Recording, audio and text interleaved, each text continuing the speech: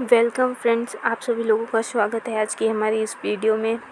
जैसा कि आप सभी लोगों ने देखा कि हमारा पिछला टॉपिक था हिंदी शब्द की उत्पत्ति। आज का हमारा टॉपिक है विभिन्न काल में हिंदी का स्वरूप।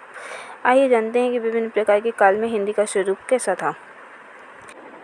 आज का हमारा पहला टॉपिक है प्राचीन पुरानी हिंदी, आदिकाल में हिंदी। प्राचीन हिंदी से हमारा तात्पर्य उस भाषा से है जो अपभ्रंश और अपभ्रंश के बाद में आई। क्या आप सभी लोगों को पता है कि हिंदी का आदिकाल ही हिंदी भाषा का शिशुकाल कहा जाता है। यह वह काल था जब अपभ्रंश भाषा और अपभ्रंश भाषा का प्रभाव हमारी हिंदी भाषा पर मौजूद था और हिंदी की बोलियों के निश्चित व स्पष्ट स्वरूप भी उस टाइम पे विकसित नहीं हुए थे।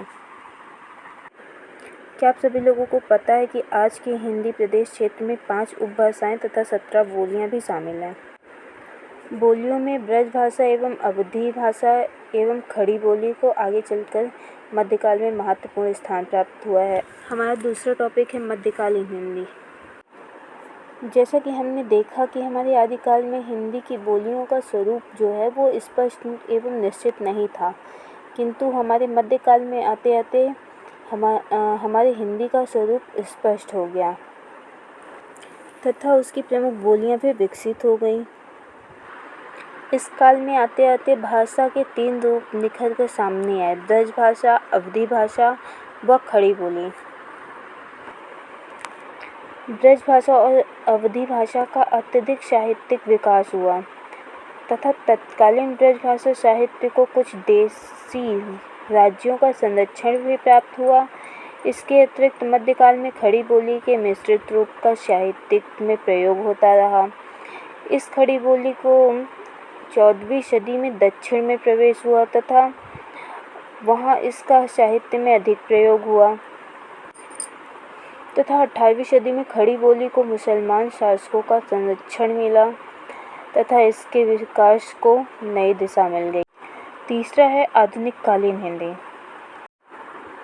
हिंदी के आधुनिक काल में आते आते ब्रज भाषा व उज्जैन भाषा से काफ़ी दूर हो गई और जो हमारी अवधी भाषा है वो तो बहुत पहले से ही साहित्य से मुंह मोड़ चुकी थी।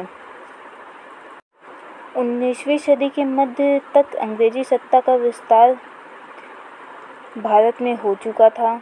इस राजनीतिक परिवर्तन का प्रभाव मध्य देश की भाषा हिंदी पर काफ़ी पड़ा।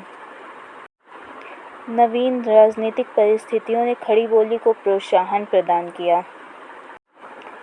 जब ब्रज भाषा और अवधी भाषा का साहित्य रूप जनसंख्या से दूर हो गया था, तब उनका स्थान खड़ी बोली धीरे धीरे लेने लगी थी।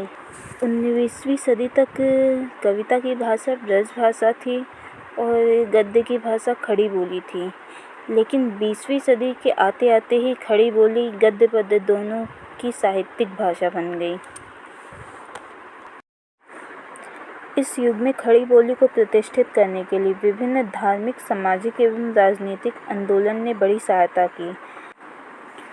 फलतः खड़ी बोली साहित्य की सर्वप्रमुख भाषा बन गई।